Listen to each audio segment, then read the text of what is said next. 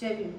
16 जानेवारी रोजी वंचित बहुजन आघाडीचे राष्ट्रीय अध्यक्ष ॲडव्होकेट बाळासाहेब आंबेडकर यांनी सगळ्या विरोधी पक्षांना एक पत्र लिहिलेलं आहे। त्या खुल्या पत्रामध्ये ईव्हीएमच्या विरोधात आणि election code of election rules हे जे 1961 मध्ये झालेली नियमावली आहे त्याच्यामध्ये झालेले बदल याबद्दल प्रामुख्याने बाळासाहेबांनी मांडलेलं आहे। नुकत्याच महाराष्ट्रामध्ये विधानसभा निवडणुका झाल्या आणि ईव्हीएम वरती अनेक ठिकाणी प्रश्न उठवले गेले। दोन मुद्दे याच्यामध्ये महत्त्वाचे, एक म्हणजे डेटा। 20 नोव्हेंबर रोजी निवडणूक आयोगाने इलेक्शन झाल्यानंतर 5 वाजता जी आकडेवारी सांगितली त्याच्यामध्ये असं सांगितलं गेलं की 58.22% एवढं मतदान झालंय आणि 23 नोव्हेंबरला म्हणजे मतदानाच्या एक दिवस आधी तो आकडा वाढवून सांगण्यात आला की 66.05% म्हणजे 7.5% अधिक मतदान हे तिथे जोडलं गेलं। हे फक्त मतदान टक्क्यामध्ये बघू नका, आपण जर मतांमध्ये बघितलं तर तब्बल 75,97,000 मतं इथे वाढलेली दिसतात।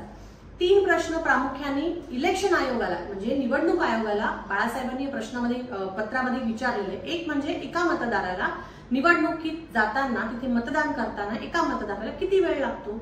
दुसरा प्रश्न त्यांनी जो विचारलाय की जिल्हा निवडणूक अधिकारी आणि रिटर्निंग ऑफिसर यांनी मतदानाच्या दिवशी संध्याकाळी 5 आणि 6च्या मध्ये जे मतदान झालं त्याची काही आकडेवारी रेकॉर्ड केलेली आहे का, असेल तर ती आकडेवारी त्यांनी जनतेपुढे ठेवावी।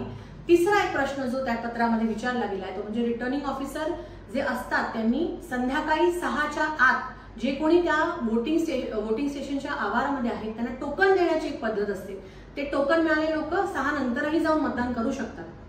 महाराष्ट्राच्या सगळ्या पोलिंग बूथवरती एकूण किती टोकन वाटले गेले याचा काही तपशील निवडणूक आयोग देते का, असाही प्रश्न बाळासाहेबांनी त्या पत्रामध्ये विचारलेला आहे।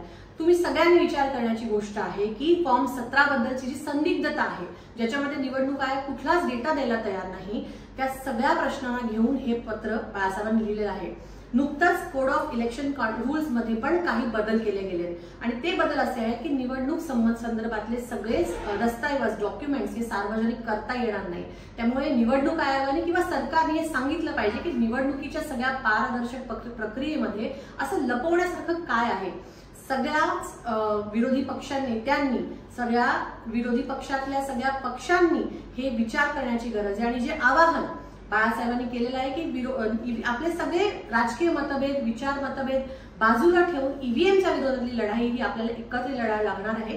आपण बघूया की हे सगळे राजकीय पक्ष याला काय प्रतिसाद देतात। धन्यवाद। जय भीम, जय शिवराय।